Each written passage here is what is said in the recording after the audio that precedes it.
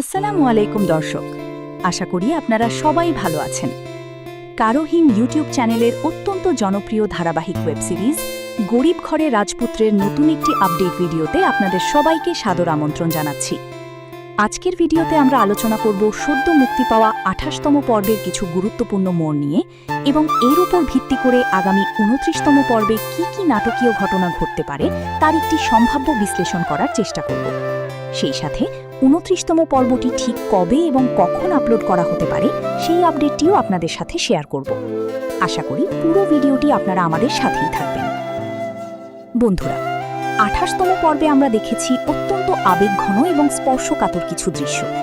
মেঘা যখন জানতে পারে যে তার পালক বাবা মা এতদিন তার আসল পরিচয় নিয়ে মিথ্যা কথা বলেছেন, তখন তার পুরো পৃথিবীটাই যেন ওলটপালট হয়ে যায়।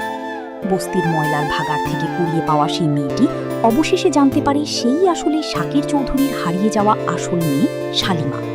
কিন্তু এত বড় সত্য জানার পরও তার মনে কোনো আনন্দ নেই, কারণ তার নিজের স্বামী অনিক এবং শ্বশুরবাড়ির লোকজন তাকে এতদিন ভুল বুঝে এসেছে এবং প্রতারক বলে অপমান করেছে।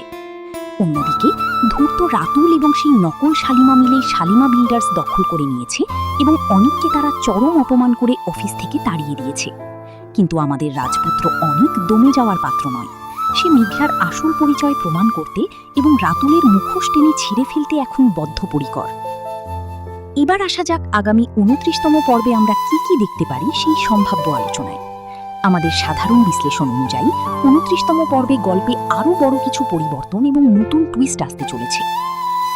অনিক যেহেতু একজন শিক্ষিত ও বুদ্ধিমান ছেলে, সে মুখে কথা না বলে বৈজ্ঞানিক ও আইনি উপায়ে মেঘলার পরিচয় প্রতিষ্ঠা করতে চাইবে। তাই সে মেঘলা এবং শাকির চৌধুরীর ডিএনএ টেস্ট করানোর জোর প্রচেষ্টা চালাতে পারে। এটি সফল হলে তা হবে রাতুল ও নকল শালিমার জন্য সবচেয়ে বড় ধাক্কা।